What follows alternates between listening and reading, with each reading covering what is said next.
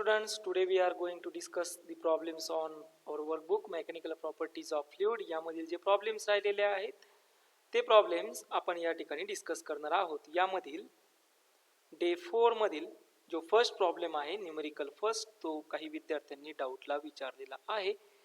So problems काय आहे समजून घेऊया. Hydraulic brake system, hydraulic brake system झाले ना आपल्याला पास्कल लॉ मध्ये, बरोबर. So in hydraulic brake system of a car of mass 1000 kg having speed दिलेला आहे त्या कारचं 50 km/h has a cylindrical piston of radius 0.5 cm.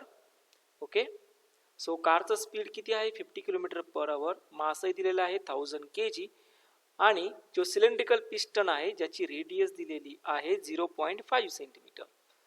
Next one, the slave cylinder has a radius 2.5 cm. Obviously मी तुम्हाला सांगितलेलं आहे की whenever two pistons, one is having a smaller in radius and another is larger in radius, in that situation the brake system are work. Okay, so slave cylinder, obviously त्या slave cylinder ची radius जास्त आहे आणि एक दुसरा piston आहे त्याची radius काय आहे, कमी आहे. पुढे आहे, if a constant force of 100 Newton, बघा की कॉन्स्टंट फोर्स आहे किती 100 न्यूटन एवढा अप्लाय केला आहे ब्रेक वरती आणि एवढा फोर्स अप्लाय केल्यानंतर ती कार ऑब्वियसली स्टॉप होणार आहे. तर तुम्हाला विचारलं किती डिस्टन्स म्हणजे what distance the car will travel before coming to stop. ज्यावेळेस ती कार स्टॉप होणार त्याच्या अगोदर किती डिस्टन्स ट्रॅव्हल केला असेल, असा हा सिंपलचा क्वेश्चन आहे. ठीक आहे, मग याच्या गिवन क्वांटिटीज आपण नोट डाऊन करून घेऊया. सगळ्यात सुरुवातीला काय दिलेलं आहे, कारचं mass. So mass of the car is किती आहे 1000 kg एवढं. Okay, first quantity. त्यानंतर वेलॉसिटी दिली आहे. ऑब्वियसली ती जी वेलॉसिटी आहे ती वेलॉसिटी कुठली आहे, इनिशियल वेलॉसिटी आहे. सो इनिशियल वेलॉसिटी आहे 50 km/h. मीटर पर सेकंड मध्ये कन्वर्ट करता येईल, कसं करणार, 50 मल्टिप्लाय बाय 1000 डिवायडेड बाय 3600 असतो, त्याला आपण 5 divided by 18 meter per second मध्ये कन्वर्ट करतो असतो. हे झालं आपल्याला इनिशियल स्पीड. रेडियस दिलेली आहे R1 एवढी 0.5 इंटू 10⁻² मीटर. सर्वच SI युनिट मध्ये कन्वर्ट करून घेणार आहोत. स्लेव्ह रेडियस दिलेली आहे R2 इज इक्वल टू, ती आहे 2.5 इंटू 10⁻² मीटर. आणि किती फोर्स अप्लाय केलाय तो फोर्सही दिलेला आहे. ऑब्विसली त्याला F1 म्हणणार. F1 अप्लाय केलाय 100 न्यूटन एवढा. आणि विचारलं डिस्टन्स किती असेल. ऑब्विसली जे फॉर्म्युले यूज करणार आहेत, कुठले फॉर्म्युले, पहिल्यांदा फर्स्ट वन फॉर्म्युला असेल F1A2 is equal to F2 A1. हा फॉर्म्युला यूज करणार आणि फोर्स ॲक्च्युअल किती फोर्स अप्लाय झाला ते फाइंड करणार.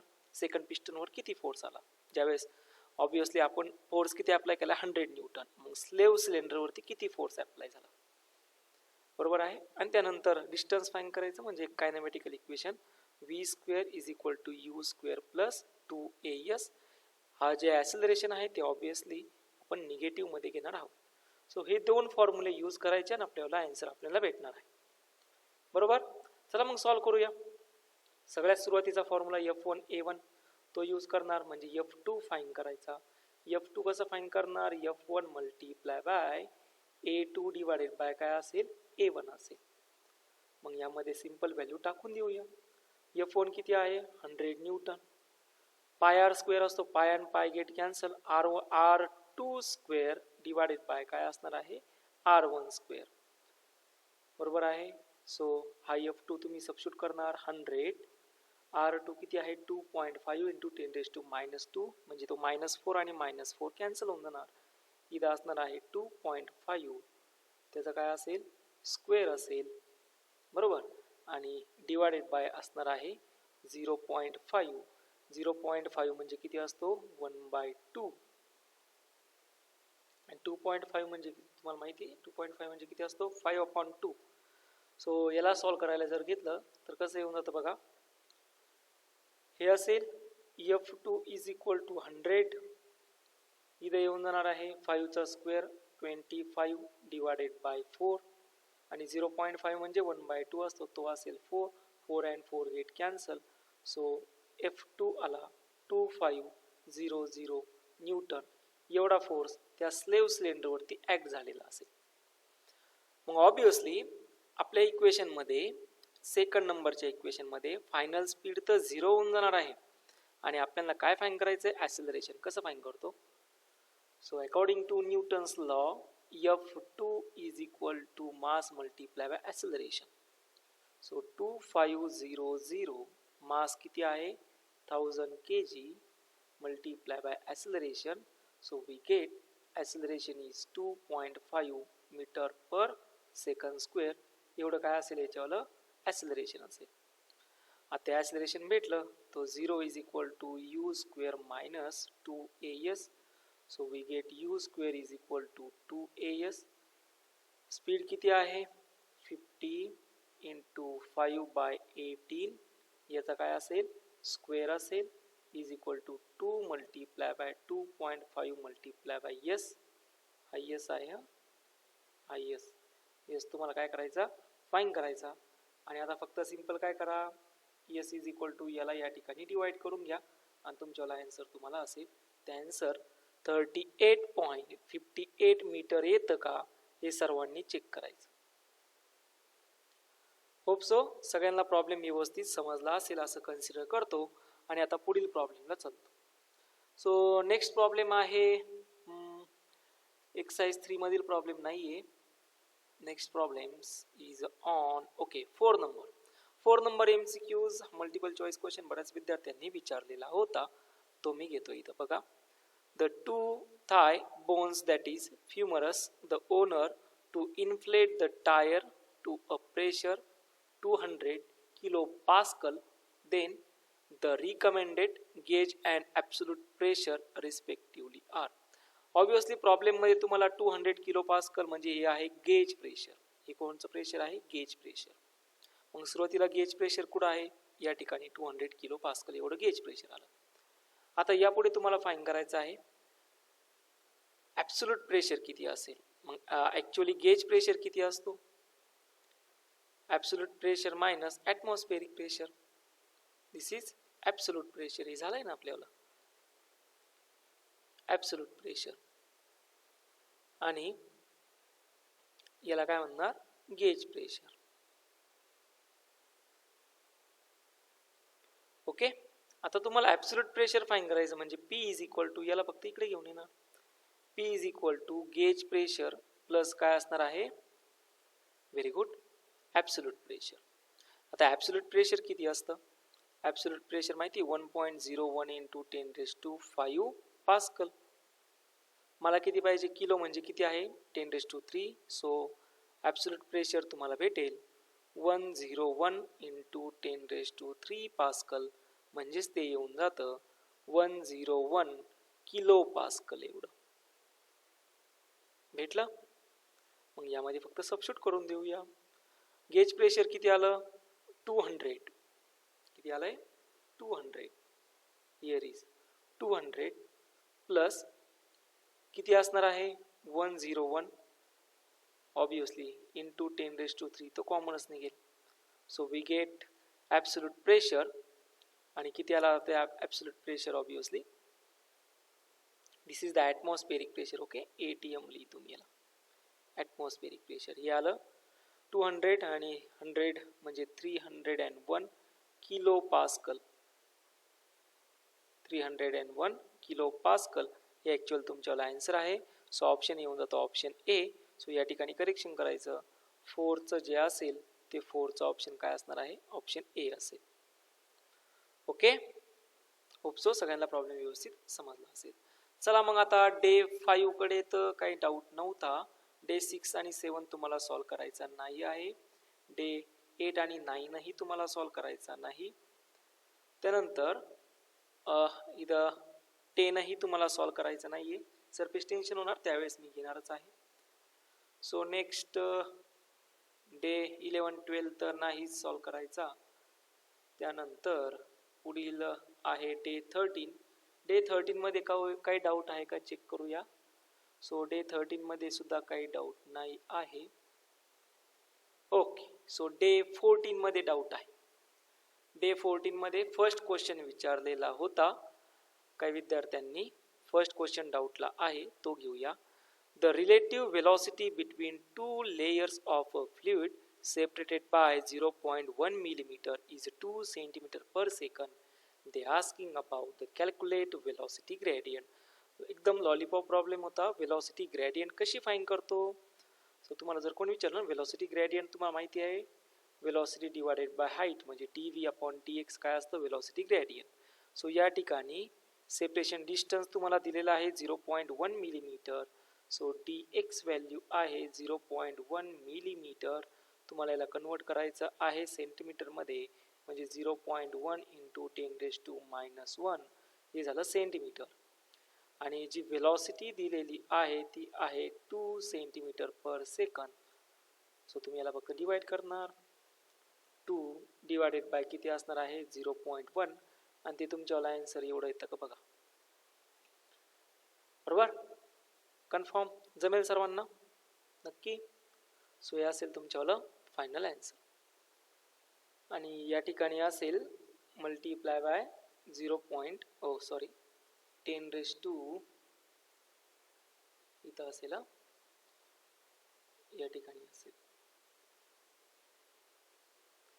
0.1 इंटू 10⁻⁻1. सेंटीमीटर सेंटीमीटर कॅन्सल होऊन जाता. सो इथं असेल 10⁻² होऊन जाणार आहे. वरती आल्यावर 10⁻+2 असेल आणि 10⁻+2 म्हणजे येऊन जातं 200 सेकंड इनवर्स. हे असेल तुमच्यावाला वेलॉसिटी ग्रेडियंटचा answer. So this is the answer of velocity gradient. Hope so सगळ्यांना हा प्रॉब्लेम व्यवस्थित समजला असेलच. सो यानंतर जो प्रॉब्लेम विचारलेला आहे तो आहे प्रॉब्लेम नंबर, या पुढील प्रॉब्लेम आहे problem number 2. Calculate the force required to move a flat glass plate of area 10 centimeter square with a uniform velocity of 1 centimeter per second over the surface of liquid 2 millimeter thick if the coefficient of viscosity of liquid is 2 Pascal into second. तुम्हाला विचारलंय किती force लागणार आहे, how much force which is require a flat glass of area 10 centimeter square which is having uniform velocity 1 centimeter per second over the surface of liquid 2 millimeter thick of the coefficient of viscosity दिले आहे 2 pascal into second. Solve कसं करणार बघा. Viscous force तुम्हाला find करायला लावला.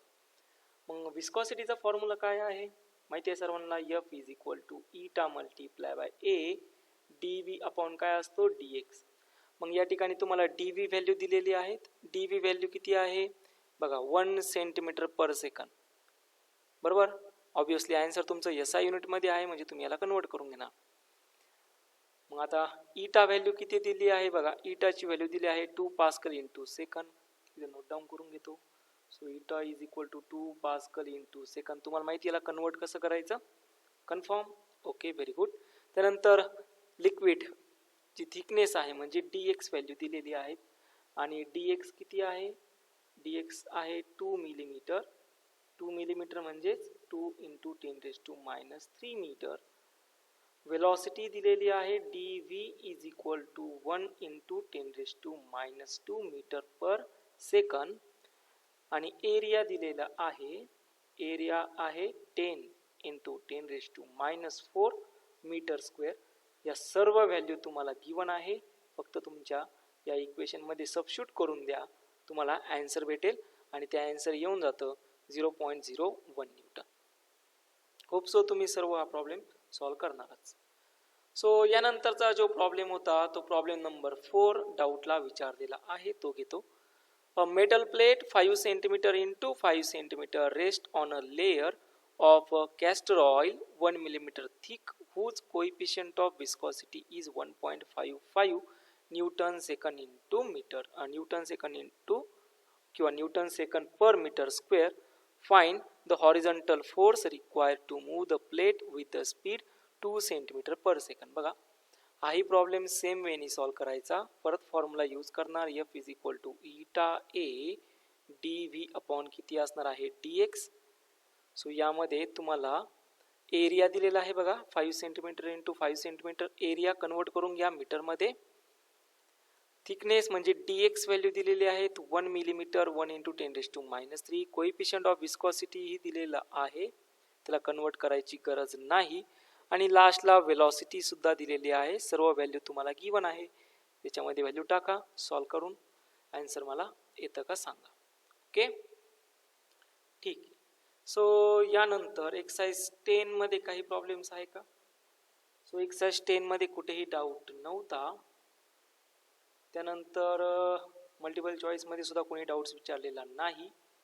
Okay here is the doubt. Day 15 Stokes law मध्ये doubt विचारलेला होता आणि तो डाऊट आहे प्रॉब्लेम नंबर 3 and 4 हा डाऊटला विचारलेला आहे. चला मग आता तो सॉल्व करायला घेऊयात. सो प्रॉब्लेम नंबर 3 वाचतोय बघा. प्रॉब्लेम नंबर 3 या ठिकाणी A spherical drop of oil falls at a constant speed of 4 cm per second in a steady air. Calculate the radius of the drop. So they are asking about calculate the radius of the drop. Next, the density of oil is 0.9 gram per cubic centimeter. The density of air is 1 gram per cubic centimeter. And the coefficient of viscosity of air is 1.8 into 10⁻⁴ poise. G value दिलेली आहेत 980 centimetre per second square. So सर्वच्या सर्व value या CGS युनिटमध्ये आहे. Convert करण्याची अजिबातही गरज नाही, कारण की आन्सर हे ऑब्वियसली कशामध्ये येणार आहे CGS युनिटमध्ये येणार आहे. आता हे दिलंय म्हणून आपल्याला समजलं की ते CGS युनिटमध्ये आहे. जरी नसतं दिलं तरी आपल्याला एवढं कॉमन सेन्स आहे की सर्वचे सर्व युनिट हे कशामध्ये आहे CGS मध्ये, त्यामुळे कन्वर्ट करण्याची गरज नाही.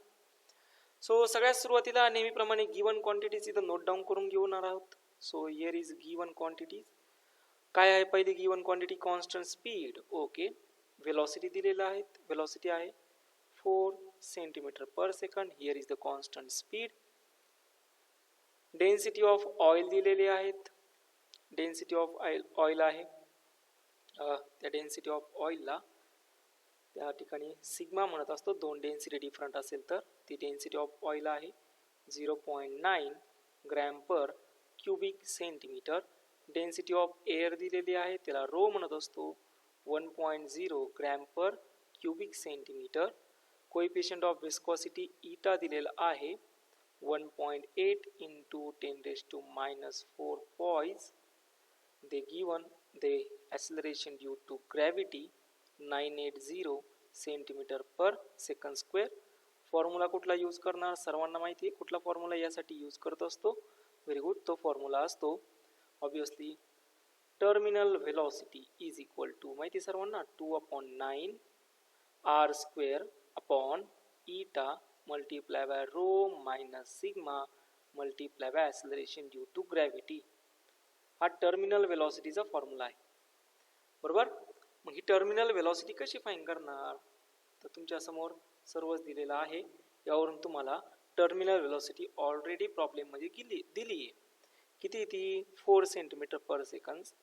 मग तुम्हाला विचारलं काय रेडियस. सो आता हीच इक्वेशन मी रिअरेंज करतो. कसं येणार आहे r इज इक्वल टू √ऑफ किती असेल 9 terminal velocity multiply by eta divided by असणार आहे 2 r square rho minus sigma multiply by काय असेल acceleration due to gravity.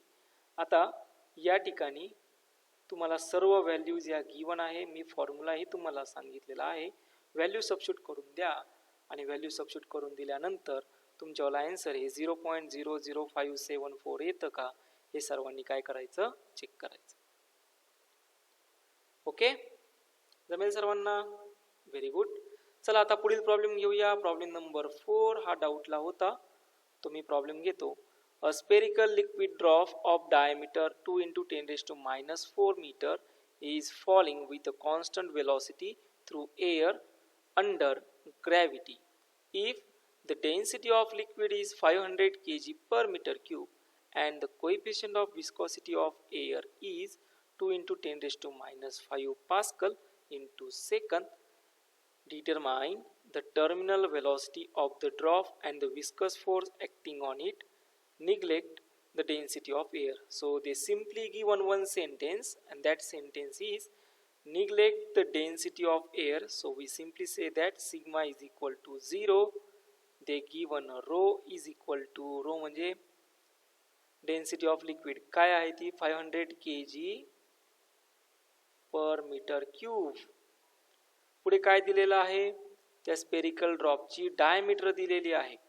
So here we take diameter 2 into 10 raised to minus 4 meter आणि radius is equal to किती असते, diameter upon 2. या ठिकाणी तुम्हाला काय भेटेल, रेडियस भेटेल. त्यानंतर कोएफिशिएंट ऑफ विस्कोसिटी दिलेली आहे का, दिलेली आहे, ती आहे 2 into 10 raised to minus 5 pascal into second. मग आता तुम्हाला काय करायचं, हा जो फॉर्म्युला आता यूज केला ना बघा टर्मिनल वेलोसिटीचा, हाच टर्मिनल वेलोसिटीचा फॉर्म्युला इथं यूज करायचा. टर्मिनल वेलोसिटी एवढी येते का फाइंड करायची. आणि त्यानंतर विस्कस फोर्सचा फॉर्म्युला तुम्हाला माहिती आहे 6 pi eta r multiply by terminal velocity. यामध्ये सर्व व्हॅल्यू टाकात आणि तुम्हाला काय भेटेल, विस्कस फोर्स एवढा येतो का, सॉल्व करणार तुम्ही. बरोबर, सिंपल आहे दोन्ही प्रॉब्लेम्स. होप सो सगळ्यांना समजले असतीलच. सो नेक्स्ट एक्सरसाइज 11 मधील काही प्रॉब्लेम आहे का बघूया. सो एक्सरसाइज 11 मध्ये डाऊट नंबर आहे 3 नंबरचा क्वेश्चन डाऊटला विचारलेला होता. A spherical oil drop falls at a steady rate 2 cm per second in a still air. Find diameter of the drop. तुम्हाला विचारलंय diameter of the drop किती असेल. Acceleration due to gravity आहे 980 cm per second square. The coefficient of viscosity of air is 1.8 into 10 raised to minus 4 poise. Density of oil दिलेली आहे 0.8 gram per cubic centimetre and density of air दिलेली आहे 1 gram per cubic centimetre. So given quantities पहिल्यांदा सगळ्यात सुरुवातीला note down करून घेऊया. Steady rate velocity म्हणजे स्पीड दिलेलं आहे, ते आहे 2 centimetre per second. Obviously terminal velocity given आहे. Acceleration due to gravity 980 centimetre per second square. Coefficient of viscosity दिलेली आहे 1.8 into 10 raised to minus 4 poise.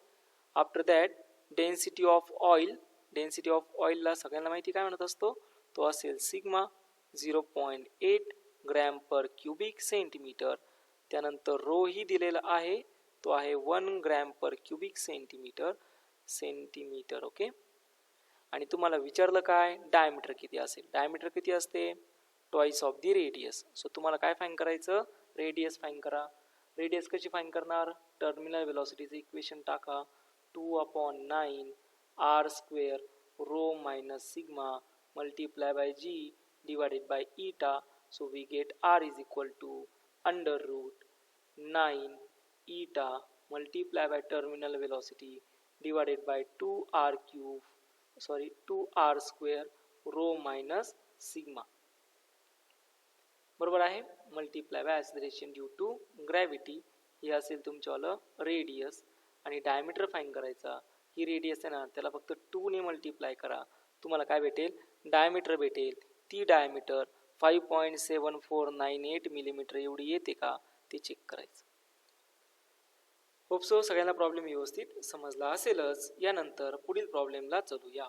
So पुढील प्रॉब्लेम आहे डे 16, 17, 18 मधील. सो नेक्स्ट प्रॉब्लेम आहे डे 16, 17, 8 मधील. जो प्रॉब्लेम नंबर आहे तो आहे problem number 4. Here is a problem number 4. हा डाऊटला विचारलेला होता बऱ्याच विद्यार्थ्यांनी, तो समजून घेऊया. The given figure shows a streamline flow of non viscous liquid having density 1000 kg per meter cube. The cross sectional area at A is 2 centimeter square. Here is the cross section area, this region, and this cross section area they are given 2 centimeter square. Next, and at a point B is 1 millimeter square. Here is a point B, and this point B, the area is 1 millimeter square. So next, the speed of liquid at the point A is 5 centimeter per second. So at point A, liquid is flowing at the speed, here is the speed, and that is 5 centimeter per second.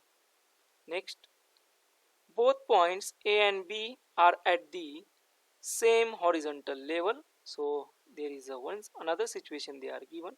Both points, this point A and point B, are in the same horizontal level. So simply say that H1 is equal to H2 is equal to H. So there is no any height difference between them. Next is calculate the difference in pressure A, pressure at A and pressure at B. So simply they are given how much pressure difference.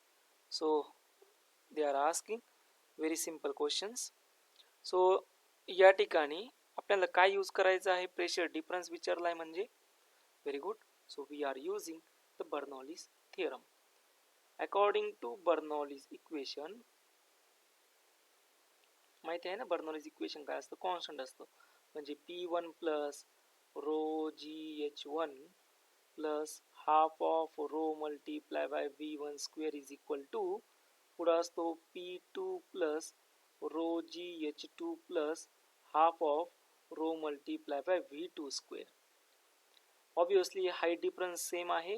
Row GH1 आणि row GH2 दोन्ही काय होऊन जातील, cancel होऊन जातील. आपलं equation काय असतं, P1 minus P2 is equal to असेल 1/2 rho multiply by V2 square minus V1 square. हे इक्वेशन असणार आहे. हा प्रेशर डिफरन्स साठीचा आपला फॉर्म्युला या ठिकाणी तयार झाला आणि हा आपल्याला यूज करायचा आहे. पण हा फॉर्म्युला डायरेक्ट यूज करता येणार आहे का, समजून घेऊ. काय दिलं आहे, डेन्सिटी दिली आहे. व्हेरी गुड, डेन्सिटी दिली आहे. त्यानंतर speed of liquid at point A, या पॉइंट ए साठीचं स्पीड दिलेलं आहे. किती आहे ते 5 centimetre per second. But what is the speed at point B. सगळ्यात सुरुवातीला ॲट पॉइंट बी मध्ये स्पीड किती असेल ते बघावं लागेल. त्यासाठी यूज करणार इक्वेशन ऑफ कंटिन्युटी. काय सांगतं equation of continuity, very good. A1 V1 is equal to काय असेल, A2 V2. We find V2 is equal to A1 upon A2 multiply by V1. मग आता एरिया तुम्हाला फाइंड करावा लागेल. एरिया कसा फाइंड करणार, क्रॉस सेक्शन एरिया असतो पाय आर स्क्वेअर एवढा, आणि त्याची जो ऑलरेडी एरिया दिलेला आहे तो आहे 2 सेंटीमीटर स्क्वेअर, आणि पॉइंट बी साठीचा एरिया दिलेला आहे 1 मिलीमीटर स्क्वेअर. बरोबर. मग तुम्ही याला सिंपल काय करून घेणार, कन्वर्ट करून घेणार. आणि तुम्हाला माहिती कन्वर्ट कसं करायचं. 2 सेंटीमीटर म्हणजे किती असेल, 2 × 10⁻². या ठिकाणी एरिया A1 2 सेंटीमीटर म्हणजे 2 × 10⁻² मीटर स्क्वेअर. बरोबर आहे. त्यानंतर area A2 1 millimetre cube, 1 millimetre square म्हणजेच तुम्ही याला कन्वर्ट करू शकता. तो येऊन जातो 10⁻² मीटर स्क्वेअर मध्ये. सो या ठिकाणी दोन्ही व्हॅल्यू भेटल्या. या तुमच्या इक्वेशन मध्ये, कंटिन्युटीच्या इक्वेशन मध्ये सबस्टिट्यूट करून देणार. या कंटिन्युटीच्या इक्वेशन मध्ये सबस्टिट्यूट करून देणार. सबस्टिट्यूट करून दिल्यानंतर तुम्हाला वेलॉसिटी सेकंड भेटेल. ती वेलॉसिटी सेकंड या इक्वेशन मध्ये सबस्टिट्यूट करून द्या. बरोबर. म्हणजे या ठिकाणी V2 सबस्टिट्यूट करून दिल्यानंतर V1 सबस्टिट्यूट करून द्या. डेन्सिटी तुम्हाला माहिती आहे 1/2 ने त्याला मल्टिप्लाय करा आणि तुमच्यावाला आन्सर जे असेल ते आन्सर 4.99 × 10⁻⁴ पास्कल एवढं येतं का, सर्वांनी चेक करायचं. सर्व व्हॅल्यू तुमच्या समोर आहे. फॉर्म्युले तुम्हाला दिलेले आहेत. आता तुम्ही याला सॉल्व करू शकता. जमेल. Okay, very good. सो यानंतरचा जो प्रॉब्लेम होता तो प्रॉब्लेम आहे प्रॉब्लेम नंबर 5. प्रॉब्लेम नंबर 5 काय तो समजून घेऊया. So here is a problem number 5. A water tank has a whole at a distance x. इथं काय काय माहिती राव. ओके ठीक आहे. असं from free water surface if the radius of the hole is 2 millimeter and the velocity of efflux of water is 11 meter per second, find x. तुम्हाला विचारलं ते डिस्टन्स किती असेल. सो वेलॉसिटी ऑफ इफ्लक्स सगळ्यांना माहिती आहे, v इज इक्वल टू किती असतो, रूट ऑफ 2gh. h म्हणजे किती असेल, x. वेलॉसिटी दिली आहेत 11 मीटर पर सेकंड. सो 11 चा स्क्वेअर करा, is equal to 2g multiply by x. g तुम्हाला माहिती आहे, x तुम्हाला भेटेल. x म्हणजे हे आन्सर येतं का चेक करायचं. जमेल सर्वांना. ओके. सो यानंतरचा पुढील प्रॉब्लेम होता प्रॉब्लेम नंबर 7. नंबर डाऊटला आहे. सो प्रॉब्लेम 7 इज बघा, water flows through a tube as shown in the given figure. Find the difference in mercury level. तुम्हाला विचारलं difference in mercury level find करा. If the speed of flow of water at point A is 2 meter per second and at point B is 5 meter per second. Here is a given acceleration due to gravity. ती आहे 9.8 meter per second. So आता problem कसा solve करणार ते समजून घेऊ. जसं की बर्नॉलिस थेरमनुसार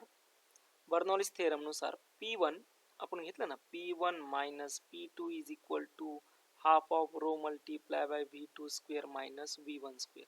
हे घेतलंय बर्नॉलिस थेरमनुसार. मी इथं परत लिहितो, P1 minus P2 is equal to 1/2 half of rho V2 square minus V1 square. हे बर्नॉलिस थेरमनुसार आपण मागे घेतलं.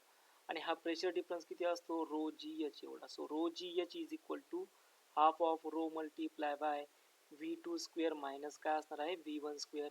Density and density get cancel. So H is equal to 1/2 multiply by G. इथं असेल V2 square minus V1 square. आता second velocity तुम्हाला माहिती आहे, वेलॉसिटी ॲट पॉईंट बी किती आहे रे ती 5. हे बघा इथं दिलाय 5 मीटर पर सेकंड. आणि वेलॉसिटी फर्स्ट किती आहे 2 metre per second. So simple value substitute करून द्या, 1/2 मल्टिप्लाय बाय 9.8. आता हे जमेल तुम्हाला. इथं किती असणार आहे 25 मायनस 4. सो हे तुम्ही सॉल्व करणार, याचं सिंपल कॅल्क्युलेशन करणार आणि याचा आन्सर 1.07 मीटर येतं का सगळ्यांनी काय करायचं चेक करणार. ओके. सो 16, 17, 18 मधील काही डाऊट नाहीये. ठीक आहे. आता यापुढे जाऊया, न्यूमेरिकल्स मध्ये काही डाऊट आहे का ते बघूया. So in numericals I think काही डाऊट असतीलच, चेक करतो मी.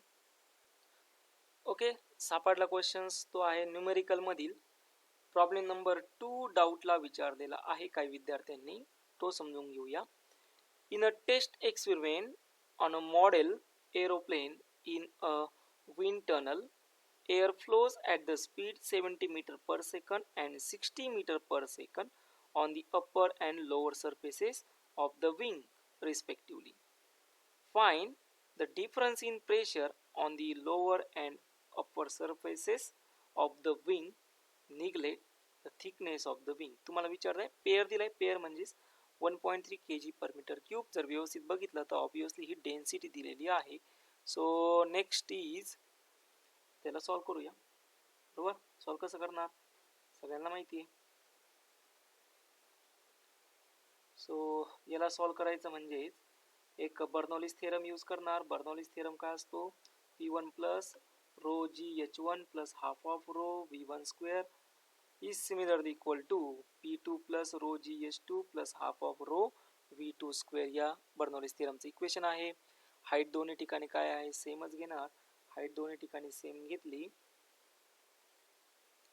सो प्रेशर P1 आणि P2 चा डिफरन्स इक्वेशन येऊन जातं, ते असतं P1 minus P2 is equal to half of rho V2 square minus V1 square. बरोबर आहे. ओके, त्यानंतर काय दिलंय बघा, पेअर म्हणजे डेन्सिटी दिली आहे, किती आहे ती 1.3. डेन्सिटी मास आपण काय असतं रे व्हॉल्यूम kg पर मीटर क्यूब आलं. वेलॉसिटी सेकंड किती आहे, वेलॉसिटी सेकंड बघा हायेस्ट वेलॉसिटी नेहमी सेकंड घ्यायची, किती आहे ती 70 मीटर पर सेकंड. आणि वेलॉसिटी फर्स्ट किती आहे 60 मीटर पर सेकंड. आणि काय विचारलं प्रेशर डिफरन्स फाइंड करा.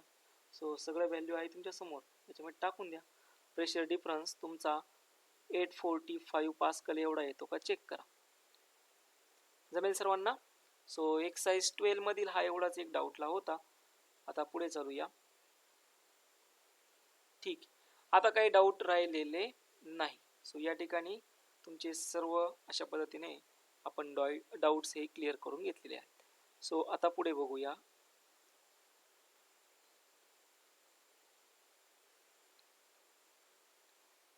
ही आहे आपली आत्ताच कव्हर केलेली, म्हणजे मागच्या लेक्चरमध्ये कव्हर केलेली एक्सरसाइज. सो आता आपले हे सगळी एक्सरसाइज 1 कंप्लीट झालेली आहे. सो मेन्स आणि IITच्या विद्यार्थ्यांसाठी एक जनरल IITच्या विद्यार्थ्यांसाठी तर ही एक्सरसाइज 2 कंपल्सरी सॉल्व करणे. म्हणजेच हे लेक्चर झाल्यानंतर संध्याकाळी 4 वाजेपर्यंत 4 PM पर्यंत परत एकदा सूचना सांगतो. IIT plus G. आता G वाल्यांसाठी ॲडिशनल एक्सरसाइज आहे.